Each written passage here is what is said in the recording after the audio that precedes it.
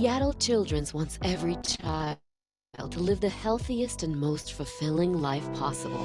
That includes making sure children and teens are protected from COVID-19. COVID-19 vaccines are safe and will help protect your child from illness and hospitalization. This isn't about beating the odds, it's about changing them for all kidkind. Get your child vaccinated today.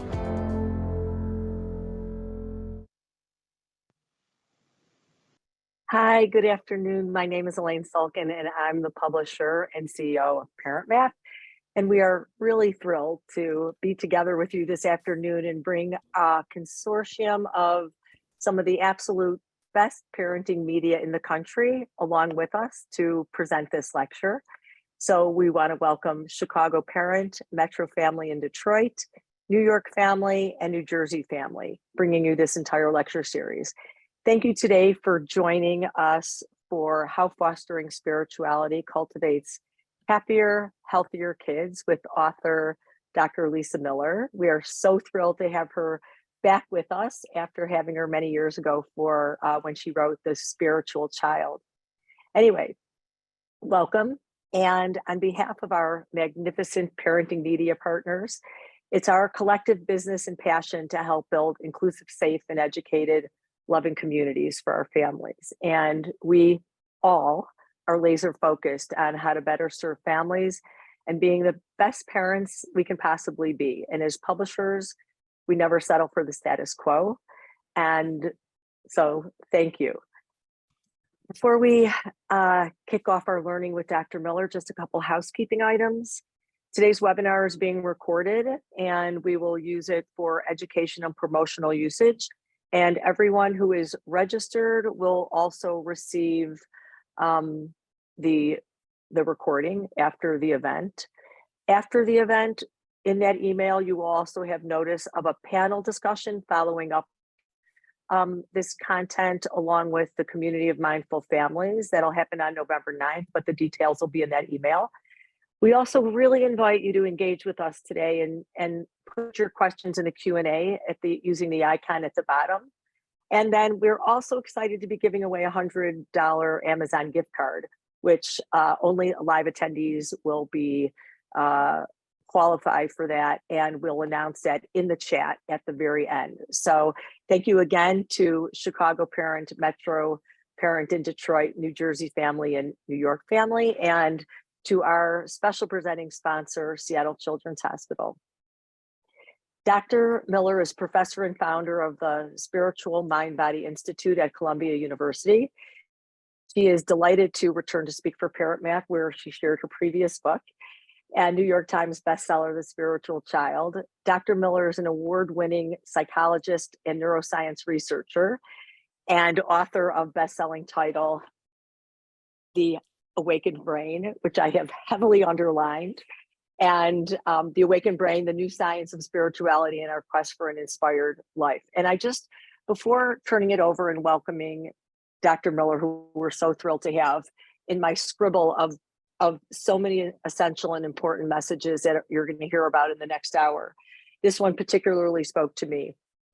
To be a parent is to live the greatest love story that you thought you had already lived. And with that, I turn it over to you, Lisa. Thank you. Thank you so much, Elaine. It is such a joy to be back with ParentMap. Brenna, thank you for your work. I was here with The Spiritual Child in 2015, and you've left a very strong impact on my heart. I take a thrill in how you've expanded, how ParentMap now embraces our entire country, our parent culture. So I'm coming to you today as a clinical psychologist and a clinical scientist. For 20 plus years, I've been a professor at Columbia University, and I started there the Spirituality Mind-Body Institute, through which we hold up a lens of science onto the impact of spirituality in our journey. Foremost today, I'll be sharing science on spiritual roots in parenting and just who we are as sacred ambassadors to our children. Parents are ambassadors to the royal new arrival, our spiritual children. And it's within that frame that I'll share with you really 20 years of science taken from all levels, MRI studies, long-term clinical course studies, so that you in your own inner wisdom are empowered as a parent. There's no one in the whole world but you better equipped to know how best to parent your child. And so all the richness of science is really a lens, one more arrow in your quiver. You are the authority on your child. So let me start by sharing the slides here.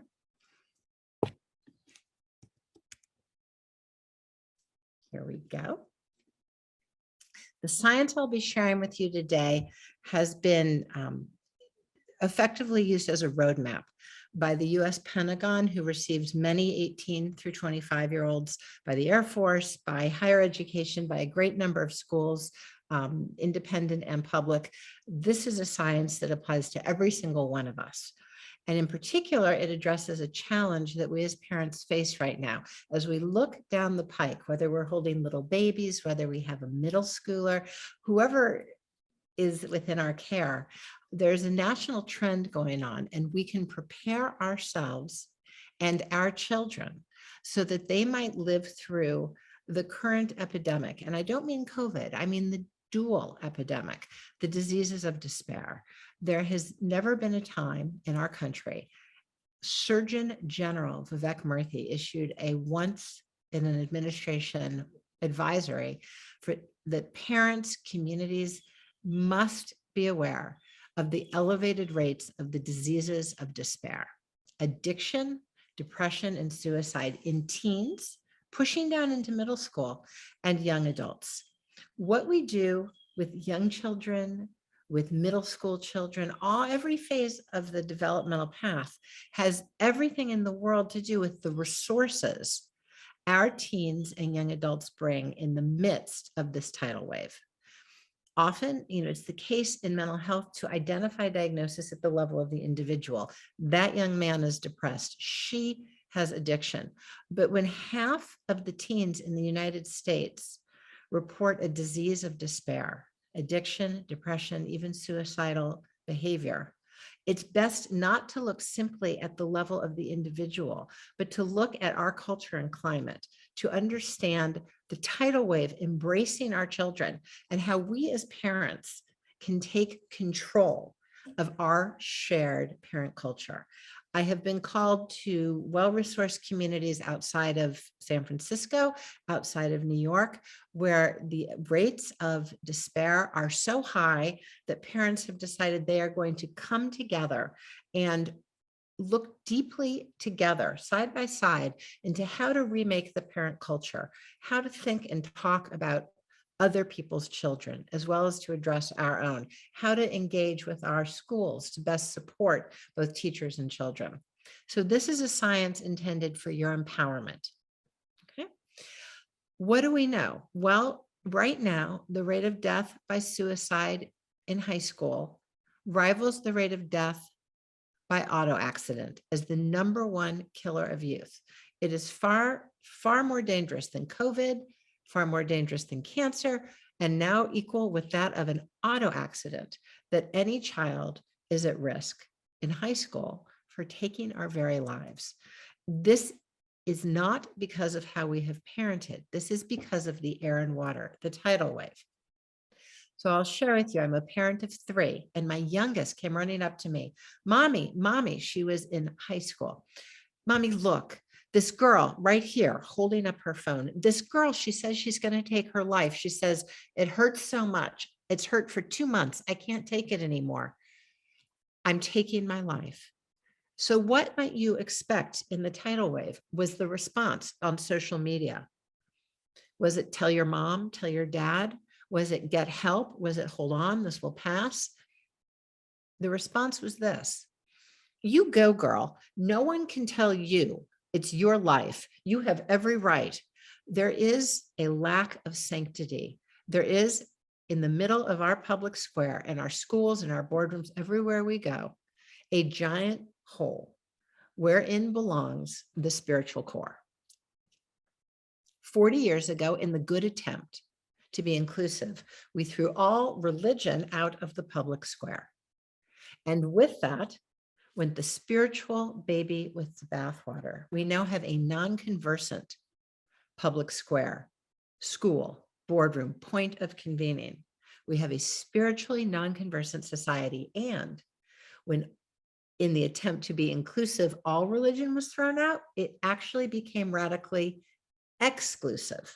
And we lost the beauty of knowing each other deep within the heart through pluralism, where you tell me about Christmas and I tell you about Hanukkah. And my dear friend just told me about her family's observance of Diwali, where we share just how sacred our children are and how sacred we are as fellow parents, fellow mothers on a path together, where we think of the crossing of our parents and grandparents. This deeper understanding of who we are to each other needs to return to the middle of our society. The spiritual core you will see in this science is the hub of the wheel. It is what stabilizes the wheel. It is the center from which grows moral, social, mental health, all the spokes emanating from a strong spiritual core. I shared with you for 3 years, I've collaborated with the US Pentagon, and they have brilliantly implemented this science to help soldiers in whole soldier fitness, young 18 through 25-year-olds, be fit of body, mind, and spirit. We have physical fitness for the physical core. We need spiritual fitness for the spiritual core. Your word might be practice. Well, what does this mean? Let's look at the science which I hope will offer a roadmap in your own parenting.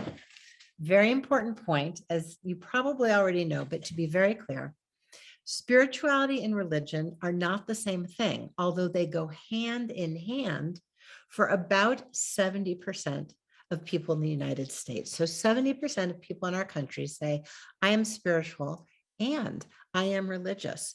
My deep transcendent relationship with God, Hashem, Jesus, Spirit, the force in life, the universe, my transcendent relationship, and my ability to feel that presence in my love for fellow human beings and our earth, my deep transcendent awareness is held in the embrace of my faith tradition, our prayers, our meditations, our sacred texts, our ceremony, our community.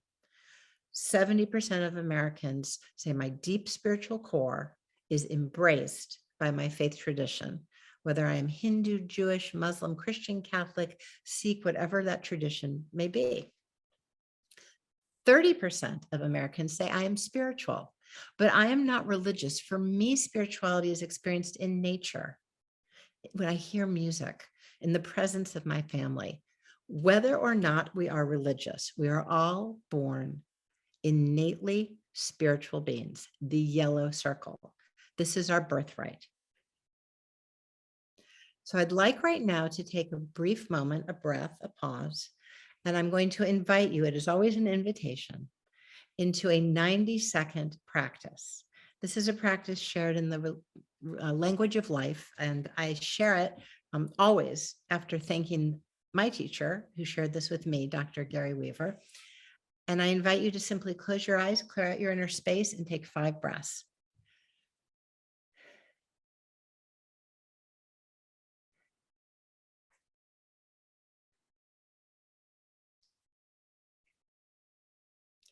I invite you in your deep inner chamber with your eyes closed to set before you a table. In your inner chamber, this is your table. And to your table, you may invite anyone, living or deceased, who truly has your best interest in mind. Anyone living or deceased who truly has your best interest in mind. And with them all sitting there, ask them if they love you. And now you may invite your higher self, the part of you that's so much more than anything you may have or not have, anything you've done or not done, your true, eternal higher self. And ask you if you love you. And now finally, you may invite your higher power, however you know, whatever word is yours, your higher power. And ask your higher power if they love you.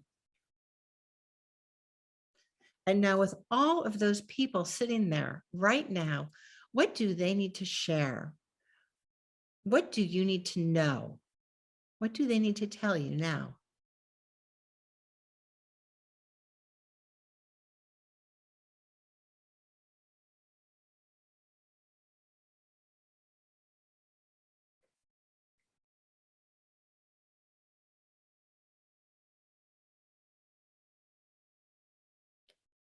And when you're ready, I invite you back. This is your birthright, and your counsel is always there for you. Who shows up may change depending on where you are in your road of life. And you may ask your counsel what is on your heart at that moment in your journey.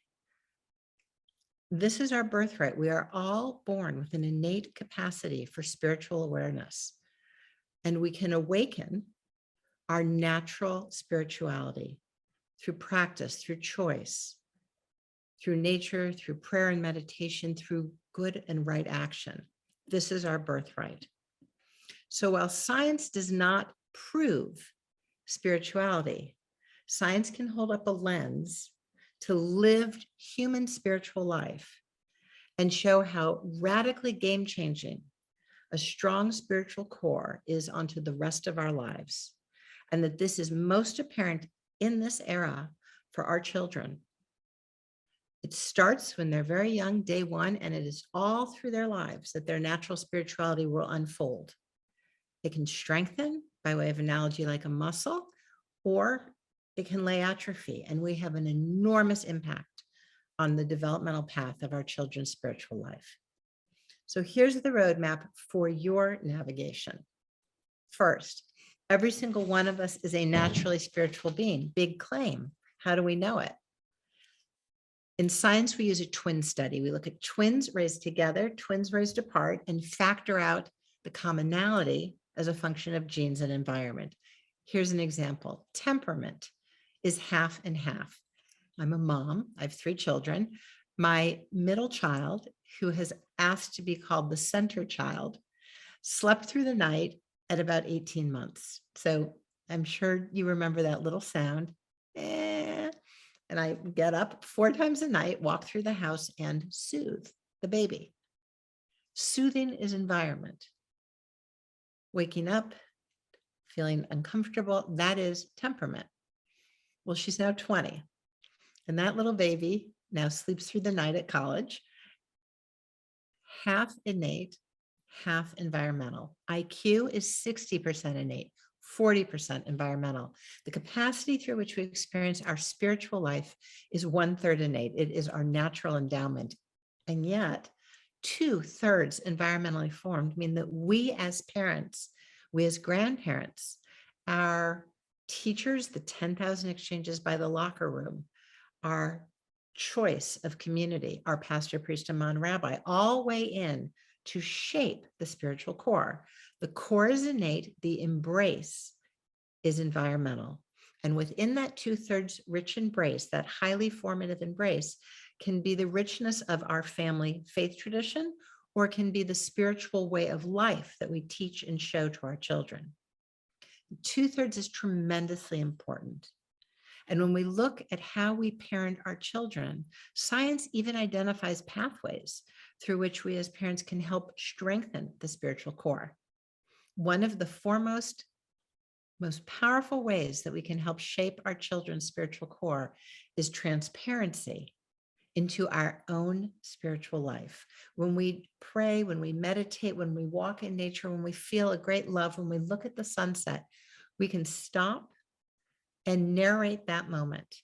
I look at you, my daughter and son, and I just know that this is a generous, loving universe. I look at you and I know you're gifts from God. I could have never produced you alone. Whatever your words are, whether it's a universe, force of life, or from your faith tradition, when you talk out loud, when you speak of the spiritual reality, children know, hey, that's something I'm feeling. It's real. It locks in. It has a name. And we pave the pathways. We myelinate the sheaths. In addition to speaking out loud, transparency. When we walk the walk, when we stop, okay, we're late for school, but I see this homeless man, we've got to help him out.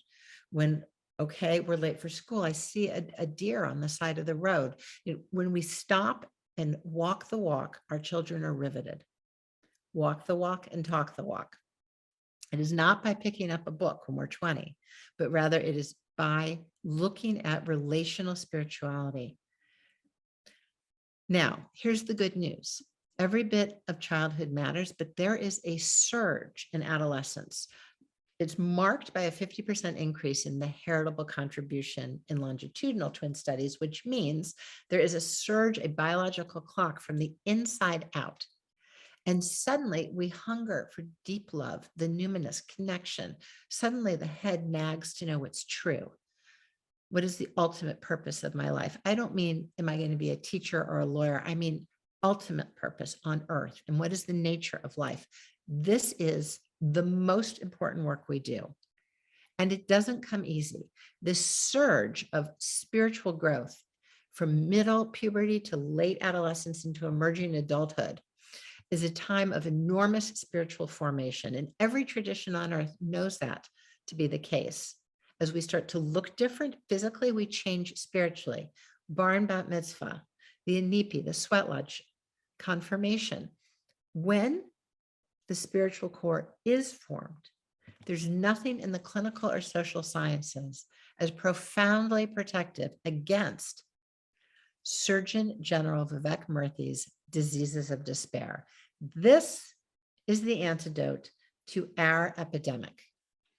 If I told you there was a little pill, this little pink pill, and it will protect our children 80% against becoming addicted when addiction is all over the place, 80% against taking their own life.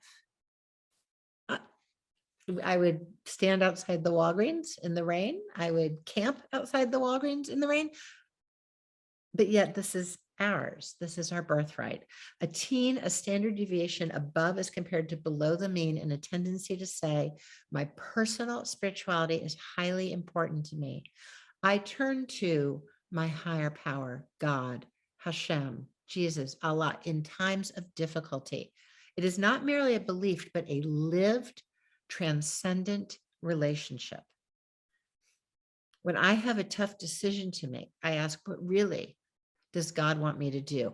Nature is a sacred home to me. My family is a safe, sacred space.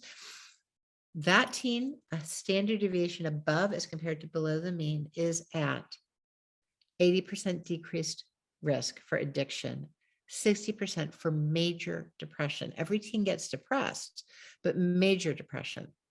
Why?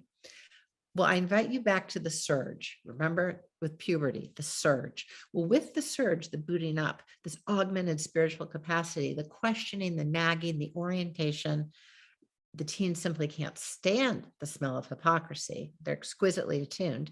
The hunt for truth. This can all boot up feeling like a half empty glass of spirituality. As capacity grows, it feels more empty at top. This is a developmental depression. It is not a form of psychopathology for which I would necessarily think of medicating a child. Now, I'm not against medication. There's plenty of good times for it, but sometimes this is about a formative process, or if the child is medicated, to maintain an engagement with this formative process where the depression, what is my purpose, is an existential longing. It has different symptomology. It has a different course of recovery. What is my purpose? Well, this college counselors tell me is 2/3 of their caseload. And a developmental depression is actually a knock at the door for the deepening of our spiritual life, the why of it all. What, God, do you ask of me now? What really was the point of life? Is love real? What, my first boyfriend broke up with me? Does love exist? My mother loved me. He doesn't love me. These deep orientations, it can be very, very difficult, the struggle.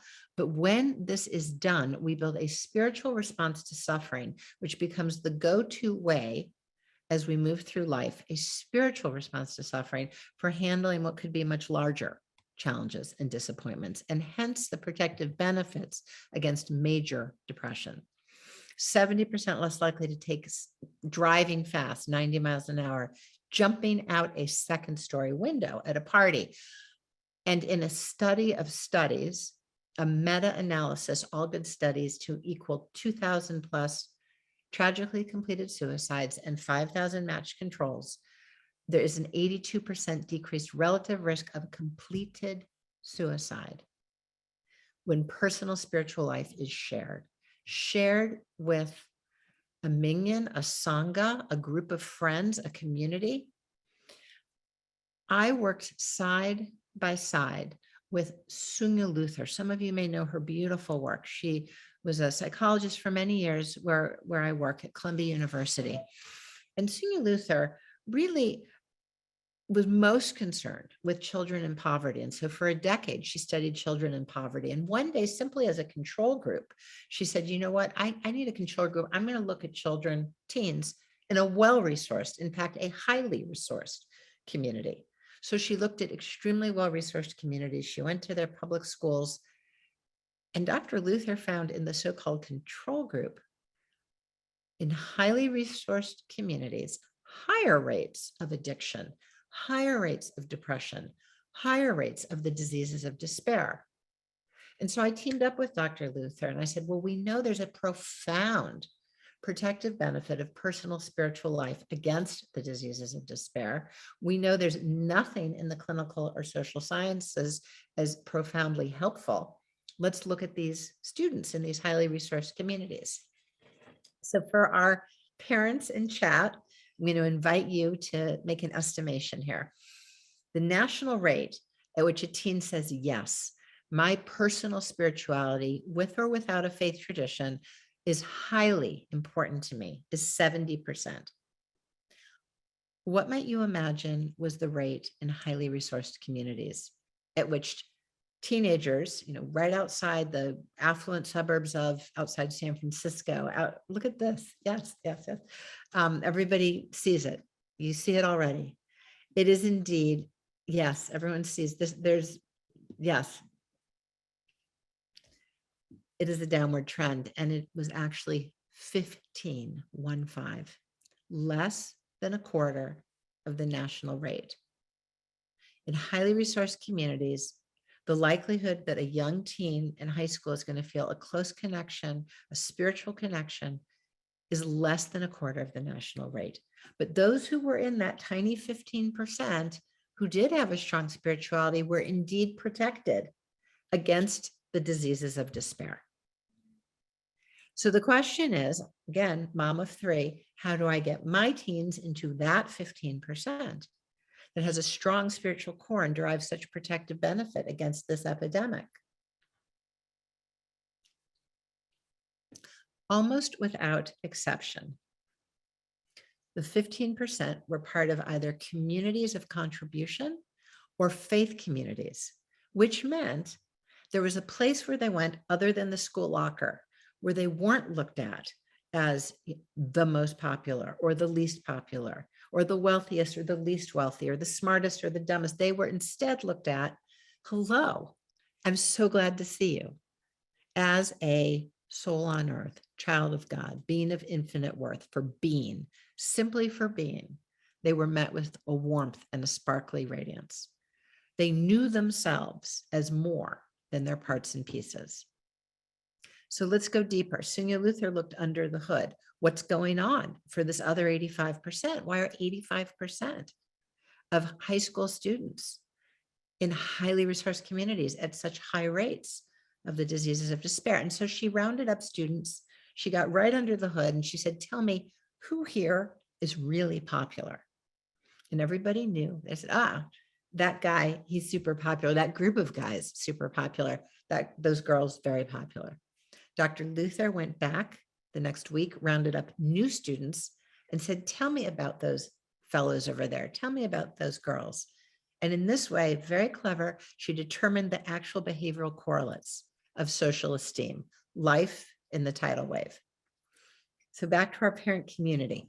What might you imagine was the number one predictor of popularity in girls?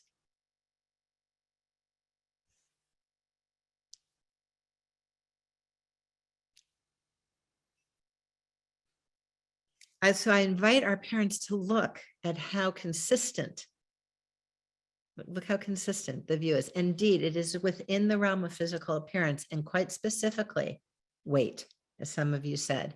The number one predictor of popularity in girls is weight, parts and pieces.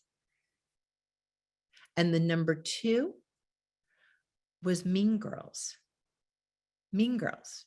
Interpersonal aggression being used to instantiate rank.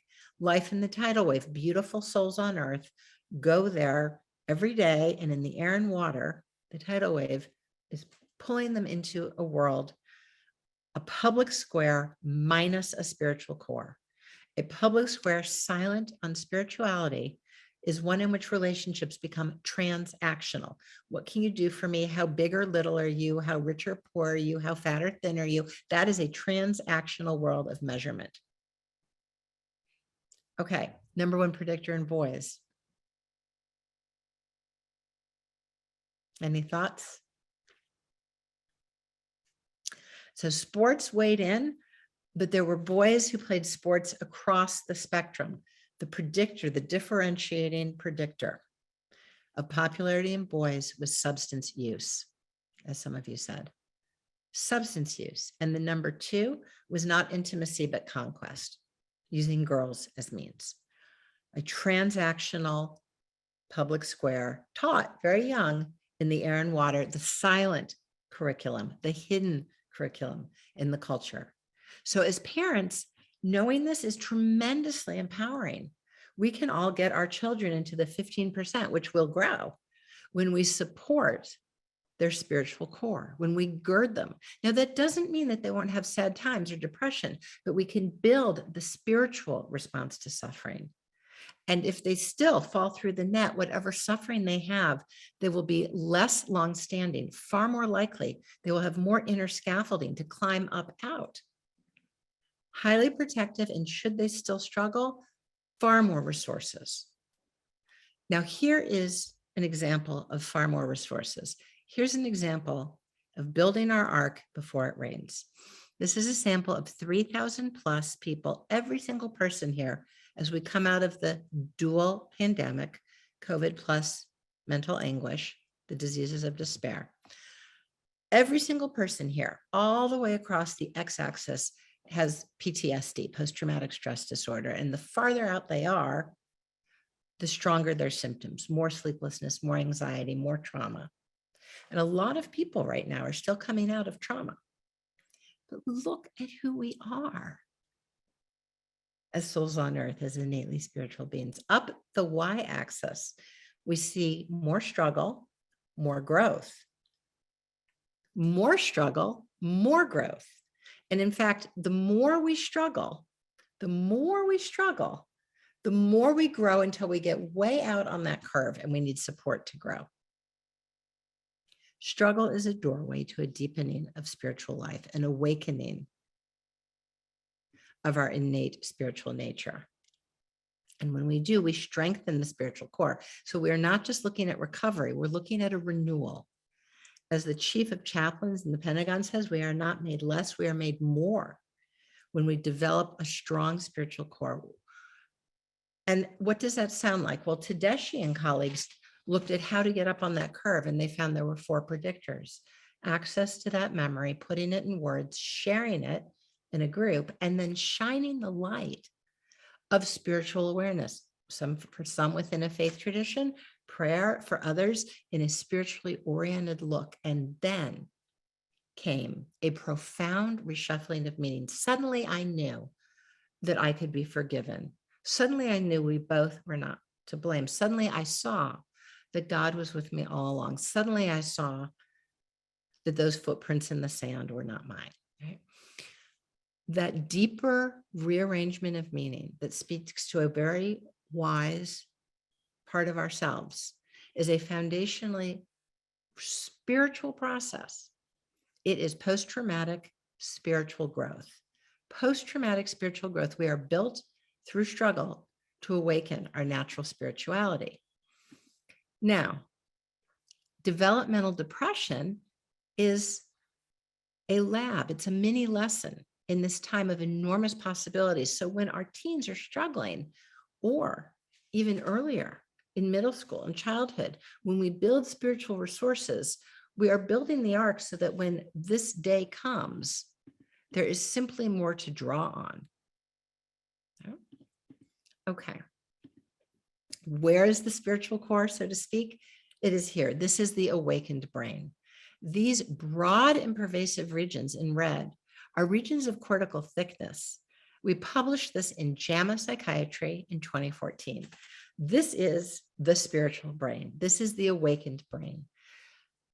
What you see here are people with a sustained spirituality over 8 years, the go-to place, the practice, the building the spiritual core, who even in times of great pain and depression deepened their spiritual core and developed augmented capacity. This is all of ours. This isn't just these special people. We all have this. The capacity to strengthen. This is cortical thickness. Our perceptual lens in regions of perception, reflection, and orientation, which means I can be in the same family, the same mom, the same daughter, the same son, and it all looks different. Even during COVID, even when I'm left out of the slumber party, even when I cut from varsity as a junior, even when my boyfriend breaks up with me, it all looks different through the lens of a spiritually aware brain. This is who we are. I go into the details in the awakened brain of all the science in the back, but most importantly, I tell stories of people who went through the tunnel of struggle and found an awakening. And these are people you know. These are now grown-ups who dial back to their adolescence, civic leaders, well-known people who dial back to their adolescence and say, I walked through a tunnel of struggle, and it was indeed an awakening. It awakened my heart. It awakened my brain. This is our birthright. We can all do this. And there are also practices like the one I shared. When we build the spiritual core now as parents with our children, with our teens, it is a setup the rest of our lives. The awakened brain applies to a child. The awakened brain applies equally to an adult, to a 40-year-old, 60-year-old, and 90-year-old. We all share an awakened brain if we choose to engage it. It is a gift we give our children the rest of their lives as ambassadors, the 2/3 embrace. It is 90% stable across the decades of life once we myelinate the tracks, pave the highways. In my view, it is the most important work we do. That is my view as a clinical scientist looking at this data for 20 years. That is my view as a mother.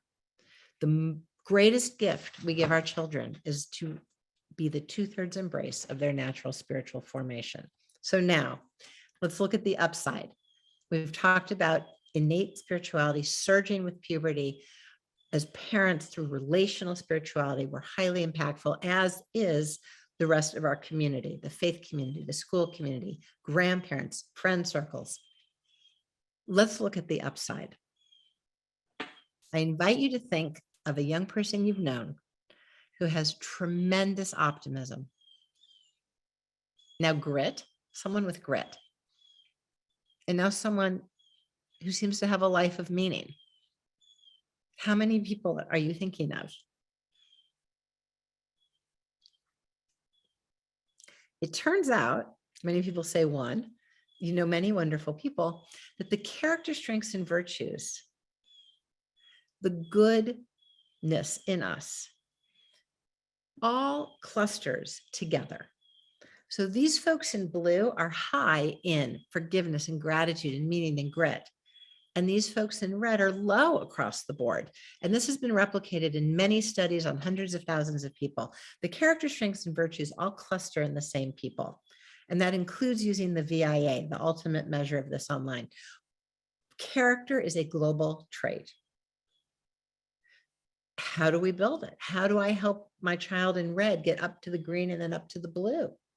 How do we build global character? Well, for 85% of young people, there is as much character, high, medium, or low, as there is daily spiritual awareness. Nature is sacred to me. I turn to God for guidance in times of difficulty. Whatever one's two-thirds embrace may be, the deep seat of transcendent awareness through which we're in touch, a lived relationship with the transcendent, and feel the presence in our love for one another and earth. That is protective.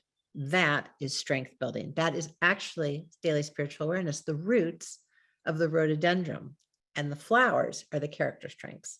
It is more fundamental, which means any efforts made to build character will be deeper and more long-standing when we're building the spiritual core and tying character, embedding character in ultimate spiritual understanding. Why? Here's life, the hard work of growing up, with and without a spiritual core. Who am I? Who am I? Oh, I know who I am. I am in the top 10% of my class. I took AP Chemistry, I took AP Bio, and I am going to Caltech. Actually, I'm in the bottom third, and I'm barely passing algebra. I don't know if I'm going to get into my state school. I am my outward performance. Who am I? I am on varsity tennis. I'm the captain. Actually, I was cut as a junior. My outward parts and pieces. Remember Signe Luther, parts and pieces, popular for weight, popular for exploitation, transactional. Well, say I'm oh so smart and oh so strong, and off I go to Caltech, and I'm there, and suddenly here at Caltech, I can't believe it. I'm in the bottom quarter. Well, if that's all I am, that's annihilating. Or worse yet, it's senior year and I just got a C and I'm not going to Caltech. Outside of Palo Alto High School is a full-time security guard and a fence along the train track following a cluster of suicides. And other communities, highly resourced communities, are dealing with the same thing. My own institution of Columbia University had 9 publicly acknowledged suicides in 1 year.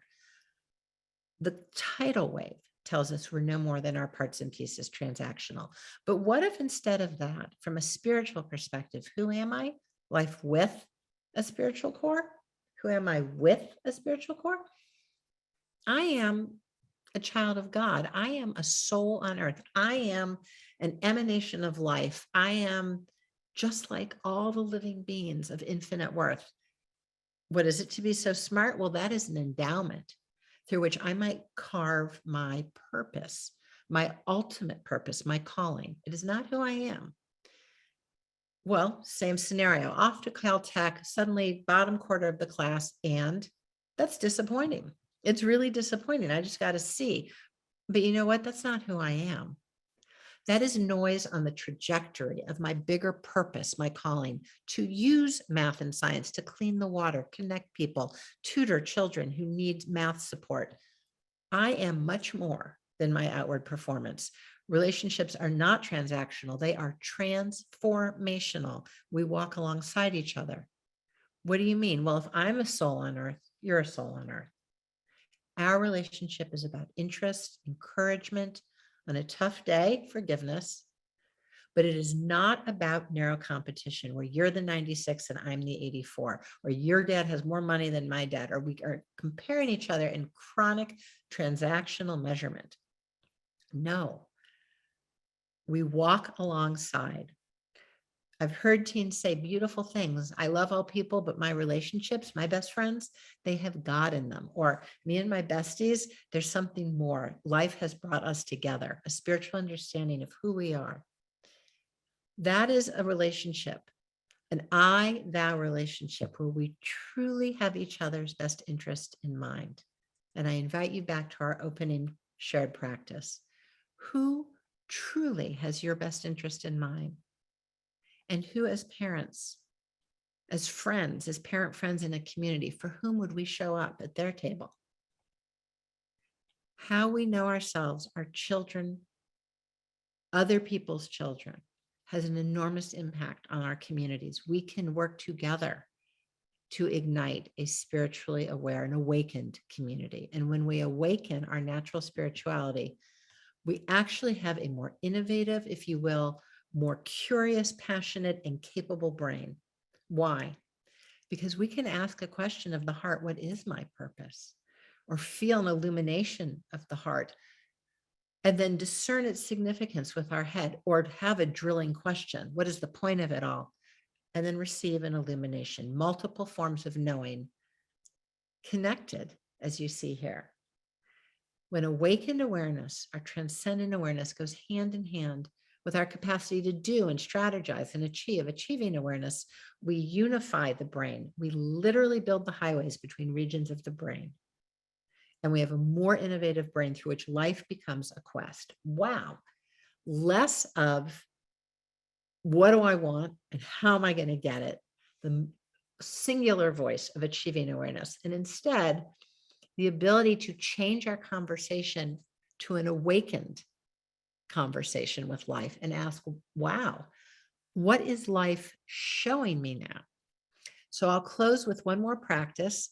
This is a practice that I invite you to share with their children, through which they can come to know each other and their lives from a deeply spiritual and awakened perspective. I've shared this with thousands of college students. We do this on the Columbia campus and Barnard campus. So I'm going to invite you into one more awakened practice that is in the book. Okay. I invite you to close your eyes, take 5 breaths.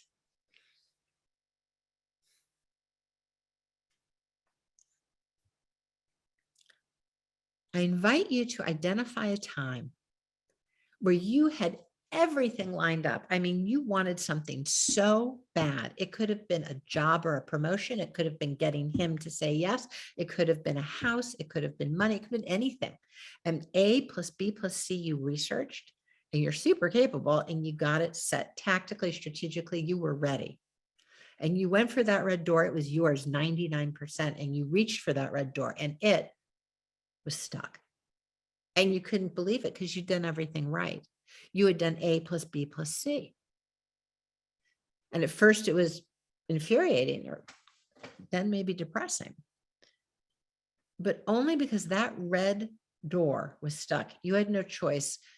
You shifted maybe 20 degrees, maybe 60 degrees, maybe 140. You did a hairpin turn. And there was a wide open, bright yellow door. That yellow door might have led to a partner who was more right for you, or a job where you found you had a joy you didn't know you could feel in work, or a place to live, or a best friend. That bright yellow door has everything to do with your life today. And now I invite you to sit back and look at that stuck red door, the hairpin turn, the bright open yellow door. Was there someone at that hairpin turn? Someone who told you something, pointed the way? Someone who told you a story? They may have known or not known its impact. Could have been 5 minutes on the bus, the subway, at the Starbucks, or it could have been someone you know well who told you a story you'd never heard before. That trail angel had everything to do with your hairpin turn. And as you sit way back now and you look at the stuck red door, the hairpin turn, the trail angel, and the wide open yellow door, I invite you to reflect how life is really built. And if the most important things in our lives, sure, we need to plan, sure, we need to be achieving oriented and tactical, but the biggest things in our lives often come from stepping back from what do I want? How am I going to get it? To saying, what is life showing me now? What is the deepest spirit through life, God, my higher power, the path, showing me now? And where, as you sit way, way back in your road of life, has been your higher power? Maybe you've been on a spiritual path all along. Thank you. It is such a joy to share this with you. And I invite you in the Awakened Brain, if you choose to read it and share it, to send me a story, if you'd like, of your engagement with your own awakened awareness. Should we do questions? Thank you. Thank you so much, Lisa. There are a ton of questions. And while we're transitioning to that, I am inviting Brenna to put up a poll so we get a little bit of a feel for where people came from. I think if I can put together a bunch of questions that embrace how you started the talk. We are our children's first and most important teachers.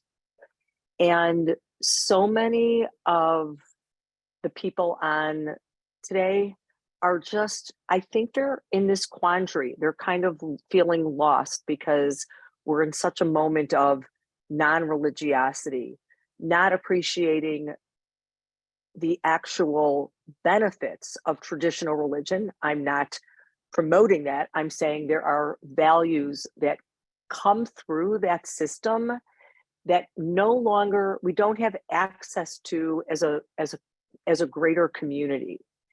And so people are like, I'm not religious, but I want my child to be spiritual, and I'm my child's first and most important teacher. Give me some help. Like, I think, you imply nature, but I think, and interestingly, the number one subject that comes up in our lectures, probably no matter what the subject is social media and phone usage and screen time. And so there's not a question there, it's more of like a statement, but I think people are struggling with, where do I start? Like, where do I dip my toe into this concept of, I oppose the religious practices of my traditions. How do I value the good parts and bring that to my family and be that I have to do it first?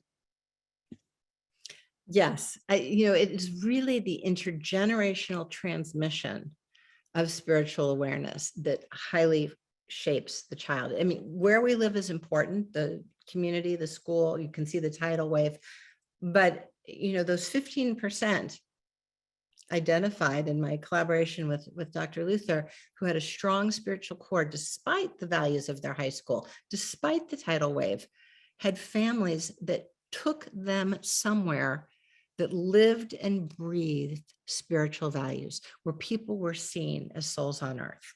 So if I show up at a faith community, it doesn't matter if my dad's in the paper for making $50 million or for going to jail. It doesn't matter. I show up and they look at me as a soul on earth. I'm so glad you've came. And we've come here to renew. We've come here to replenish, to be loving, supportive, find forgiveness. We've come here for spiritual reasons. So I will say it is spiritual, with or without religion, but religion brings a lot that can help us. And if you don't happen to feel at home in one faith, community, walk down the street and there may be another where you do. Or you may find that you agree on some things and not others, but in the deepest way can ferret through what our family engages here.